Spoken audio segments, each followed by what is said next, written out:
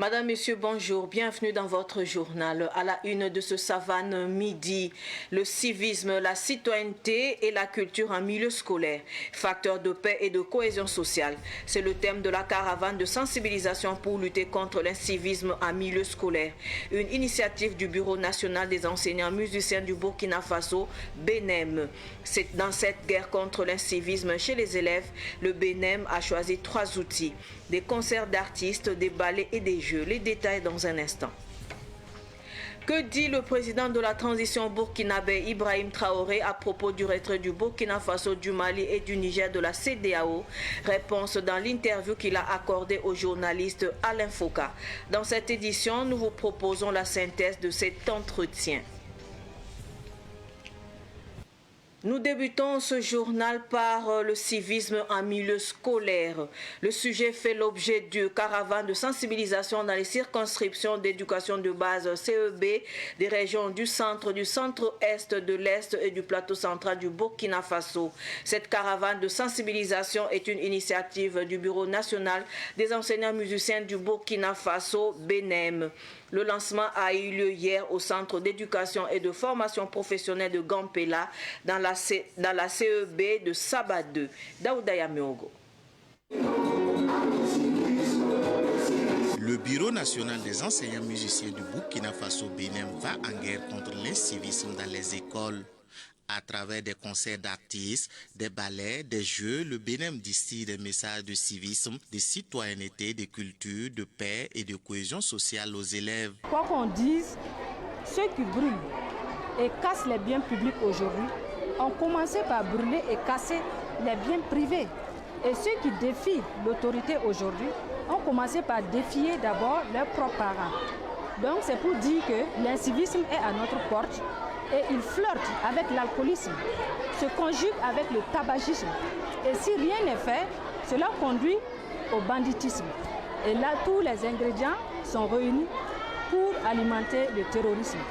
Donc voilà pourquoi nous, enseignants artistes, avec le micro et la craie comme arme, nous avons décidé d'aller au front de l'incivisme.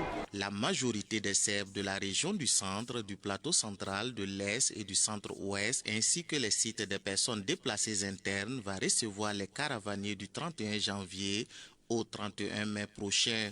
Une tournée saluée par la directrice régionale de l'éducation préscolaire, primaire et non formelle du centre. L'incivisme, nous le vivons à tous les niveaux dans nos établissements scolaires et à travers les grèves anarchiques, la détérioration des biens publics dans nos écoles, dans les rues. Donc nous encourageons cette initiative qui vient renforcer déjà les efforts entrepris par le ministère de l'Éducation pour promouvoir le civisme en milieu scolaire. Le lancement de cette caravane de civisme en milieu scolaire a été soutenu par plusieurs bonnes volontés, comme le PDG de l'entreprise immobilière Bopa International, Seydou Boro. Si nous remarquons, c'est ce qui nous est tellement reculé, parce qu'il y a l'incivisme et il n'y a pas du respect réciproque. C'est bien que le terrorisme a été importé hier, mais aujourd'hui, pour vous dire clairement, il y a plein de Burkinabés qui sont aussi dedans et qui tuent les patriotes burkinabés. Et sinon, un Burkinabé qui va prendre l'arme, tirer sur un Burkinabé, c'est qu'il y a un manque de cohésion, il y a un manque de communication. C'est la 4e fois que le Bureau national des enseignants musiciens du Burkina Faso organise cette tournée de sensibilisation sur le civisme en milieu scolaire. Le thème retenu pour cette édition est le civisme, la citoyenneté et la culture en milieu scolaire, facteur de paix et de cohésion sociale. Dépistage et sensibilisation sur la surdité à la direction provinciale de l'action sociale à Ouagadougou. Une 60aine d'enfants et d'adultes ont été dépistés et pris en charge par l'association pour la prévention et la prise en charge de la surdité. La surdité est une maladie qui affecte l'acuité auditive. Écoutons le coordonnateur de l'association Charles Kafando. Il est au micro de Fatih Sankara. La surdité, c'est bien plus souvent la conséquence d'une maladie. Et lorsque la personne a ça, il y a beaucoup de choses maintenant qui deviennent difficiles pour cette personne, notamment l'éducation. Moi qui vous parle, je sais que des enfants regardent, mais si par exemple celui qui regarde n'entend pas, il verra seulement la bouche qui s'ouvre, qui se ferme et il ne saura pas ce qu'on dit. Donc là, c'est une des conséquences aussi qui est là. Et aussi il y a l'isolement, il y a aussi la dépression. Pas mal de choses peuvent vraiment survenir comme conséquence liées à cela. Nous avons pu dépister une soixantaine d'enfants, sensibiliser une soixantaine d'enfants et aussi à quelques membres du personnel qui se sont joints à l'activité et eux aussi ont été dépistés. C'est nos enfants à tous et nous pensons que c'est bien, quel que soit en tout cas le lieu où se trouve un enfant que nous pouvons faire, nous allons aller. Donc c'est ce choix qui nous a amenés seulement vers ces enfants. Nous sommes satisfaits de cette mobilisation et nous remercions vraiment tous ceux qui ont contribué à ce que les enfants soient nombreux aujourd'hui, à ce que nous remercions ces personnes qui se sont joints à l'activité. Nous sommes vraiment satisfaits. La surdité a multiples causes. Généralement, ce que nous avons constaté dans les écoles, c'est les oreillons. Les oreillons et le paludisme mal soigné, ou bien vous avez le palud, vous négligez, ça devient palud grave. Ça peut aussi causer la surdité. Il y a aussi la méningite que tout le monde connaît. Mais nous pouvons aussi parler des traumatismes. Les traumatismes, c'est quoi?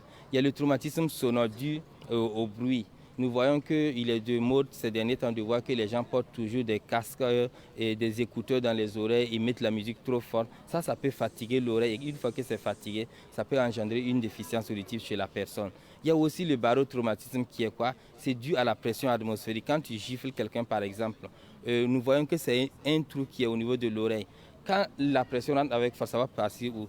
Il y a le tympan qui est là, ça peut déchirer le tympan, comme ça peut aussi causer une dislocation des os qui se trouvent derrière le tympan et la personne peut perdre un peu l'audition. Il y a aussi le traumatisme crânien.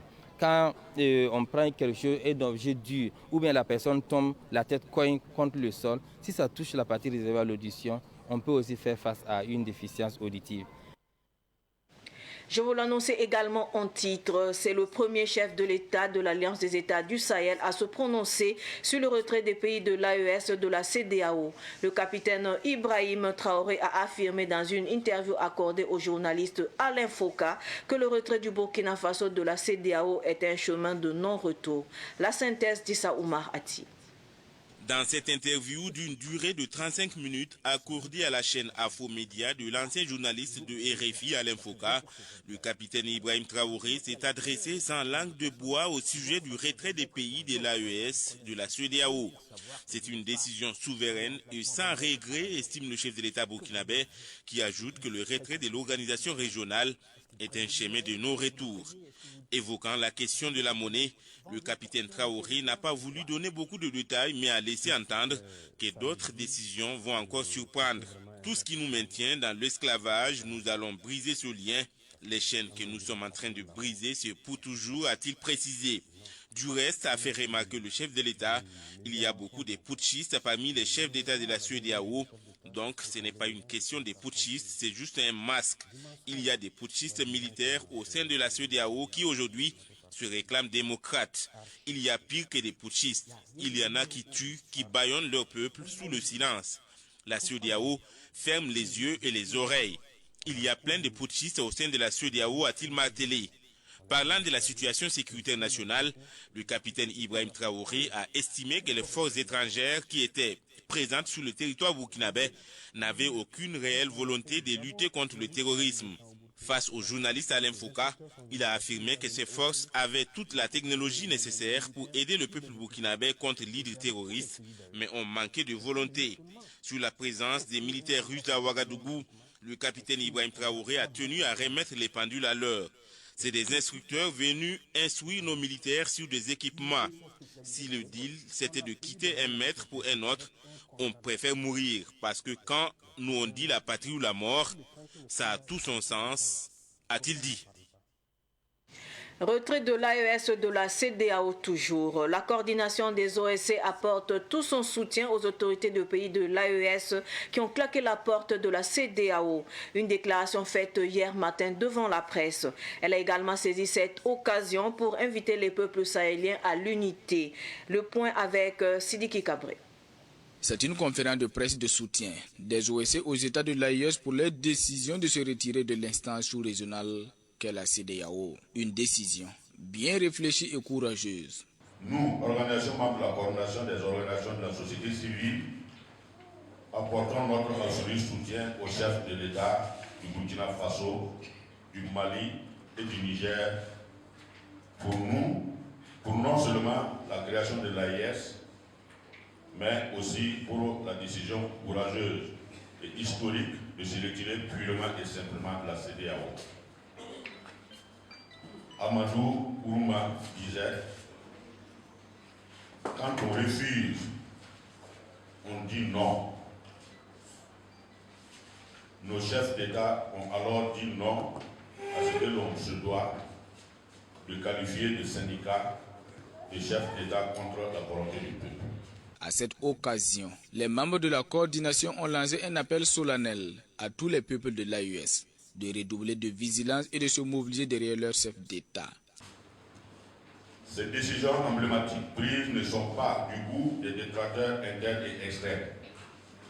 Des manœuvres et des informations de la dissuasion sont déjà orchestrées pour décourager le peuple résolument engagé. Nous invitons alors les peuples de l'AES, particulièrement celui du Burkina Faso, à rester vigilants et à prendre toutes les dispositions utiles pour faire barrage contre toute tentative de perturber la dynamique en cours.